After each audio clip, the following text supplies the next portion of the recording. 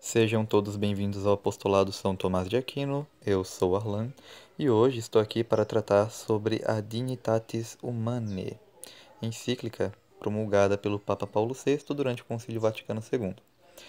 Este vídeo é um estudo sobre a Dignitatis Humanae e tem como objetivo mostrar que as doutrinas ensinadas neste documento já eram presentes na tradição da Igreja, seja nos pais da Igreja, nos papas ou teólogos, ou o que for necessário. Não é a intenção no momento refutar as supostas contradições que vários tradicionalistas alegam entre ela e os documentos do passado, ou mesmo do próprio concílio. Isso será um tema futuro. E sim, existem tradicionalistas que alegam contradição entre a Dignitatis Humanae e documentos do concílio.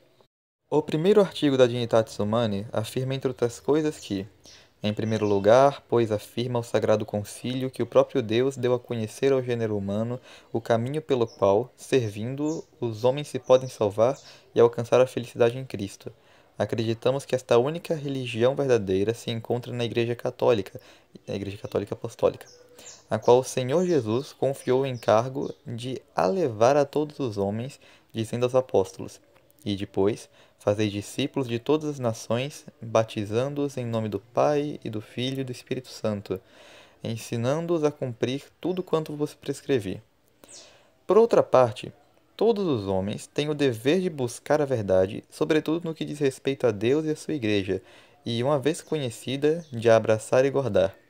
O Sagrado Concílio declara igualmente que tais deveres atingem e obrigam a consciência humana, e que a verdade não se impõe de outro modo senão pela sua própria força, que penetra nos espíritos de modo ao mesmo tempo suave e forte.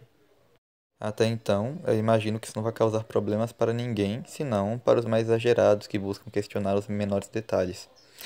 Prosseguindo, ainda afirma a Dignitatis Humanae que: ora, visto que a liberdade religiosa que os homens exigem no exercício de seu dever de prestar culto a Deus diz respeito à imunidade de coação na sociedade civil, em nada afeta a doutrina católica tradicional acerca do dever moral que os homens e as sociedades têm para com a verdadeira religião e a única Igreja de Cristo. Aqui nós podemos ver, primeiro, a definição de liberdade religiosa segundo o Concílio Vaticano II, sendo ela a liberdade de coação, ou seja, o ser humano é livre para aderir à fé sem ser obrigado. Doutrina esta que nós podemos reconhecer à luz da tradição. Por exemplo, Tertuliano, que nasceu no século II e morreu no século III, diz em Apologia, capítulo 24, o link vai estar no nosso blog: Pois, cuide para que você não dê mais motivos para a acusação de religião, tirando a liberdade religiosa e proibindo a livre escolha da divindade, para que eu não mais adore de acordo com a minha inclinação, mas seja obrigado a cultuar contra ela. Nem mesmo um ser humano gostaria de receber uma homenagem voluntária. Tertuliano também diz em To Scapula, capítulo 2, que no entanto, é um direito humano fundamental, um privilégio da natureza que cada homem deve cultuar de acordo com suas próprias convicções. A religião de um homem não prejudica nem ajuda outro homem. Certamente não faz parte da religião compelir a religião, a qual o livre-arbítrio, não a força, deve nos levar. Você não prestará nenhum serviço real aos seus deuses, obrigando-nos ao sacrifício, pois eles não podem desejar oferendas relutantes, a menos que sejam animados por um espírito de discórdia, que é algo totalmente não divino.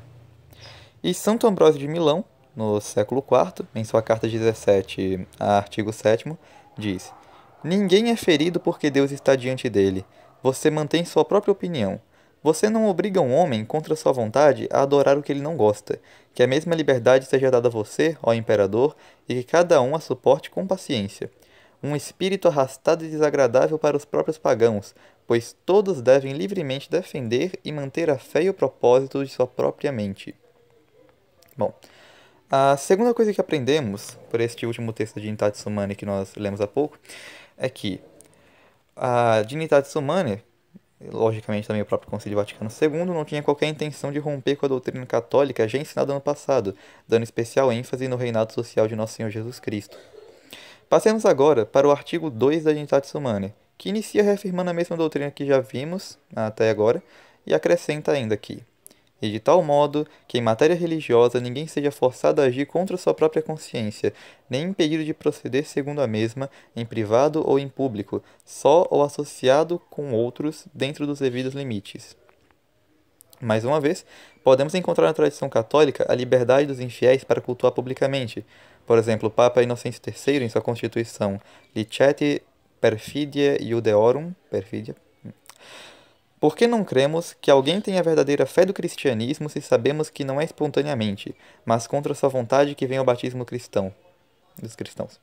Ninguém deve retirar à força os bens dos judeus, ou modificar as boas práticas que até então eram suas na religião em que habitam. Além disso, que ninguém de forma alguma venha incomodá-los com paus ou pedras durante a celebração de suas festas. E Francisco Suárez, em El Pensamento Político Hispano-Americano, Selação de Defensa Fidei e outras obras. O livro foi publicado no ano de 1966, mas Francisco Suárez viveu entre 1600. A página é 401. Diz que, sobre os demais ritos dos infiéis, que somente se opõem à fé e não à razão natural, a tese certa é que os infiéis não devem ser obrigados, enquanto sejam súditos, a abandonar, mas que devem ser tolerados pela Igreja. Assim, o ensina São Gregório, especialmente dos judeus, quando proíbe que sejam privados de suas sinagogas e manda que lhes permita ter seus cultos. Em outra parte, igualmente se disse que lhes deve permitir celebrar suas festas. Por qual razão? Porque estes ritos não são intrinsecamente maus em virtude da lei natural. Seguindo agora com a Dignitatis Humanae, que volta a dizer: este concílio declara, além disso, que o direito à liberdade religiosa se funda realmente na própria dignidade da pessoa humana, como a palavra revelada de Deus e a própria razão a dão a conhecer. Aqui entra uma questão interpretativa de grande importância. A Dignitatis Humanae não garante nesse ensinamento um suposto direito ao erro. O próprio Catecismo da Igreja Católica indica o contrário.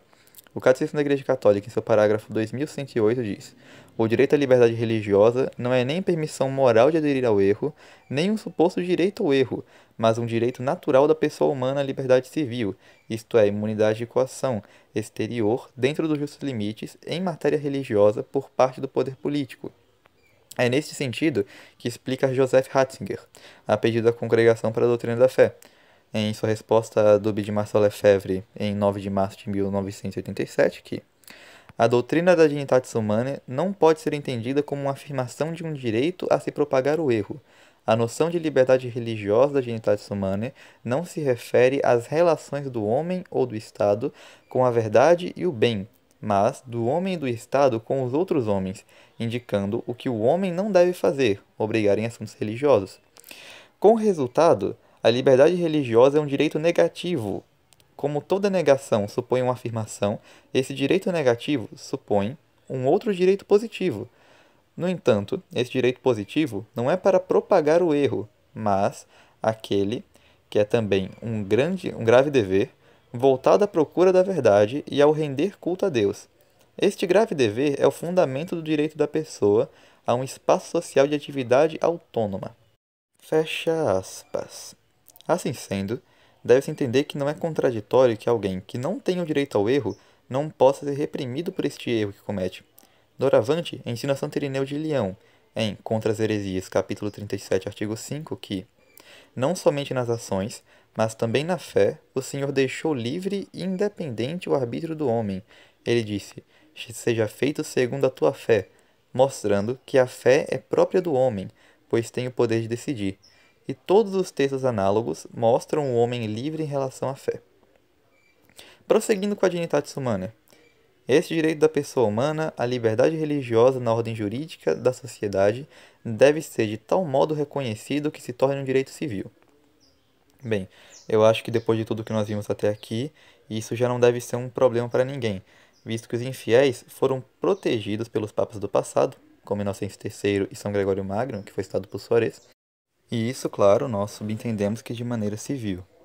Mas para completar sobre o assunto, podemos citar Pio XII, que diz em seu discurso aos juristas católicos italianos de 6 de dezembro de 1953, seção 5ª, que, por outro lado, Deus nem sequer deu à autoridade humana um preceito tão absoluto e universal de coagir os infiéis, nem no campo da fé, nem no da moral, nem a convicção comum dos homens, nem a consciência cristã, nem as fontes da revelação conhecem tal preceito, nem a prática da Igreja. Para omitir aqui outros textos da Sagrada Escritura que se referem a este tema, Cristo, na parábola do joio, faz a seguinte advertência: que o joio cresça no campo do mundo junto com a boa semente por causa do trigo. O dever de reprimir os desvios morais e religiosos não pode, portanto, ser uma regra última de ação. Deve subordinar-se às normas superiores e mais gerais, que em algumas circunstâncias permitem e talvez até o façam aparecer como a melhor opção, não impedir o erro a fim de promover um bem maior. Nos próximos artigos da Dignitatis Humanae 3 e 4, é comum que alguns tradicionalistas tentem interpretar um indiferentismo. Interpretação essa que, na prática, isola o primeiro artigo, portanto, essa interpretação maldosa nem merece ser levada em consideração. Já basta a palavra de São Paulo VI, que é o Papa que promulgou a Dignitatis Humanae. Ele diz em seu discurso de 20 de dezembro de 1976 que o concílio de modo algum fundamenta esse direito da liberdade religiosa na ideia de que todas as religiões e todas as doutrinas, mesmo errôneas, que dizem respeito a este campo teriam um valor mais ou menos igual. Outro problema que alguns tradicionalistas sugerem é que a Dignitatis Humanae abriria espaço para o Estado laico, mas mesmo que isso seja verdade, o Estado laico não é um espantalho sólido que a Igreja condenou, e Pio XII explica bem sobre o assunto, em seu discurso de 23 de março de 1958, que há, na Itália, os que estão agitados, porque temem que o cristianismo tire de César o que é de César, como se dar a César o que lhe pertence não fosse uma ordem de Jesus. Como se o legítimo e sadio laicismo do Estado não fosse um dos princípios da doutrina católica, como se não fosse tradição da Igreja o esforço contínuo para manter os dois poderes distintos, mas também sempre segundo justos princípios. Dessa forma, nós entendemos sem dificuldade que o Estado laico que a Igreja condenou é aquele que tem a intenção de excluir ou opor-se a Deus e à religião, ou seja, o que nós entendemos como secularismo. Bem, eu creio que até aqui já apresentei fundamentos suficientes da Dignitatis Humanae na tradição da Igreja, por meio de uma sequência nada exaustiva de citações. Futuramente, trataremos também das falsas contradições que os tradicionalistas tentam impor à Dignitatis Humanae com outros documentos. Assim sendo, Deus abençoe vocês e até um próximo vídeo. Não esqueçam que o link do nosso blog está na descrição.